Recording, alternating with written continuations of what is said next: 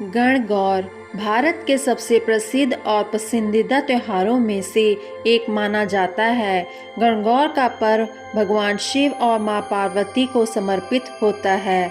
गणगौर शब्द का अर्थ ही शिव और पार्वती है, यानी यह दो शब्दों से मिलकर बना है, जिसमें गण से तात्पर्य शिव और गौर से तात्पर्य पार्वती से होता है।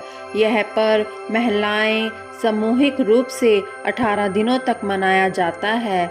इस पर्व में जहां शादीशुदा महिलाएं व्रत रखकर अपने पति की लंबी आयु की कामना करती हैं, तो वहीं दूसरी तरफ कुंवारी कन्याएं व्रत करने मनपसंद वर की कामना करती हैं। गणगौर का पर्व मुख्य रूप से राजस्थान, हरियाणा और मध्य प्रदेश में बड़े ही धूमधाम के साथ मनाया जाता है। इस व्रत को लेकर मान्यता है कि इस व्रत को करने से कन्याओं को मनचाहा वर मिलता है और शादीशुदा महिलाओं को अखंड सौभाग्य की प्राप्ति होती है। इस पर्व को लेकर एक अलग मान्यता भी जुड़ी हुई है। गणगौर को लेकर मान्यता है कि इस व्रत को पालन महिलाएं अपने पति से छुपकर करती हैं। वहीं इस व्रत की सबसे खास बात यह है कि गणगौर के दिन महिलाएं अपने हाथों से भगवान शिव और माता पार्वती की मिट्टी की मूर्ति बनाती हैं और उनका 16 श्रृंगार करती हैं। गणगौर को कई जगह पर गौरी तृतीया के नाम से भी जाना जाता है। पौराणिक मान्यताओं के अनुसार इस दिन मां पार्वती भगवान शिव के साथ सुहागन महिलाओं को अखंड सौभाग्य का आशीर्वाद देने के लिए भ्रमण करती हैं। एक बार भगवान शिव तथा माता पार्वती जी नारद जी के साथ भ्रमण को निकले। चलते चलते वे चैत्र शुक्ल तृतीया के दिन एक गांव में पहुंच गए। उनके आगमन का समाचार सुनकर गांव की श्रेष्ठ कुलीन स्त्रियां उनके स्वागत के लिए स्वादिष्ट भोजन बनाने लगी। भोजन बनाते बनाते उन्हें काफ़ी विलंब हो गया, किंतु साधारण कुल की स्त्रियां ने पहले से ही थालियों में हल्दी अक्षत लेकर पूजा हेतु पहुंच गई। पार्वती जी ने उनके पूजा भाव को स्वीकार करके सारा सुहाग रस उन पर छिड़क दिया। वे अटल सुहाग प्राप्ति का वरदान पाकर लौटी। तत्पश्चात स्त्रियां अनेक प्रकार के पकवान लेकर गौरी जी और शंकर जी की पूजा करने पहुंची। उन्हें देखकर भगवान शंकर ने पार्वती जी से कहा, तुमने सारा सुहाग रस तो साधारण कुल की स्त्रियों को ही दे दिया, अब इन्हें क्या दोगी? पार्वती जी ने उत्तर दिया, प्राणनाथ आप इनकी चिंता मत कीजिए।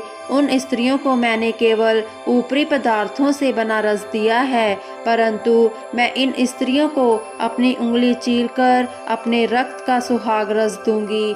यह सुहाग रस जिसके भाग्य में पड़ेगा वह तन मन से मुझ जैसे सौभाग्यशाली हो जाएंगी। जब स्त्रियों ने पूजन समाप्त कर दिया, तब पार्वती जी ने अपनी उंगली चीरकर उन पर छिड़क दिया तथा जिस पर जैसा छींटा पड़ा उसने वैसा ही सुहाग पा लिया। तत्पश्चात भगवान शिव की आज्ञा से पार्वती जी ने नदी तट पर स्नान किया और रेत की शिव मूर्ति बनाकर पूजन करने लगी। पूजन के बाद रेत के पकवान बनाकर शिव जी को भोग लगाया।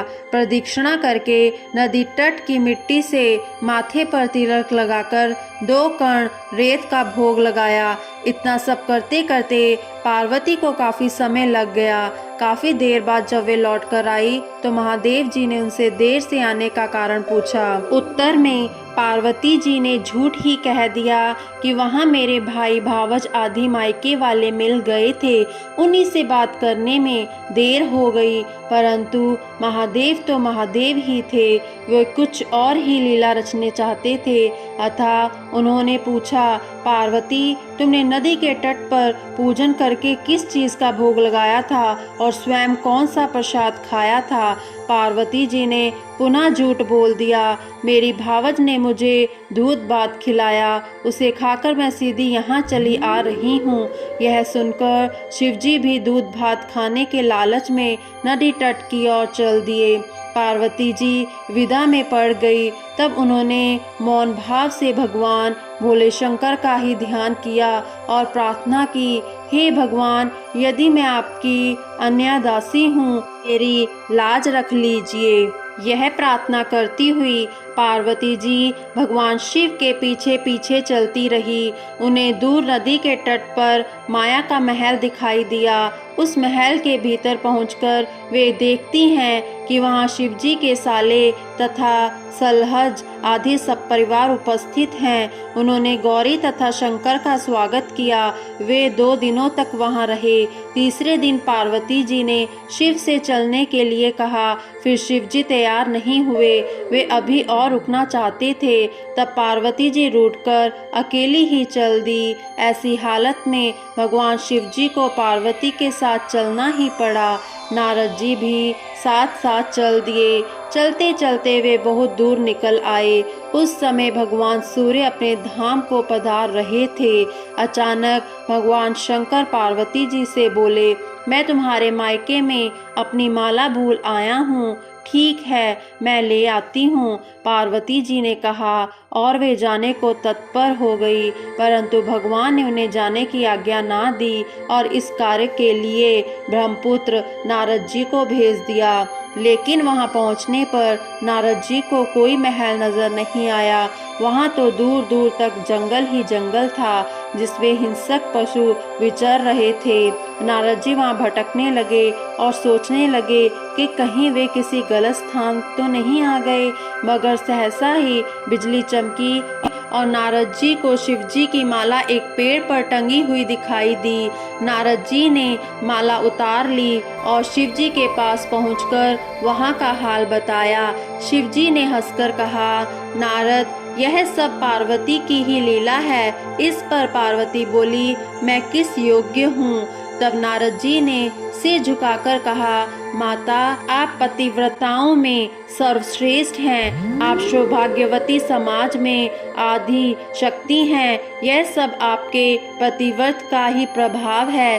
संसार की स्त्रियां आपके नाम स्मरण मात्र से ही अटल सौभाग्य प्राप्त कर सकती हैं और समस्त सिद्धियों को बना तथा मिटा सकती हैं। तब आपके लिए यह कर्म कौन सी बड़ी बात है? नारद जी ने आगे कहा, महामाये, गोपनीय पूजन अधिक शक्तिशाली तथा सार्थक होता है। आपकी भावना तथा चमत्कारपूर्ण शक्ति को देखकर मुझे बहुत प्रसन्नता हुई है। मैं आशीर्वाद रूप में कहता हूँ कि जो स्त्रियाँ इसी तरह गुप्त रूप से पति का पूजन करके मंगल कामना करेंगी, उन्हें महादेव जी की कृपा से दीर्घायु वाले पति का संसर्ग मिलेगा।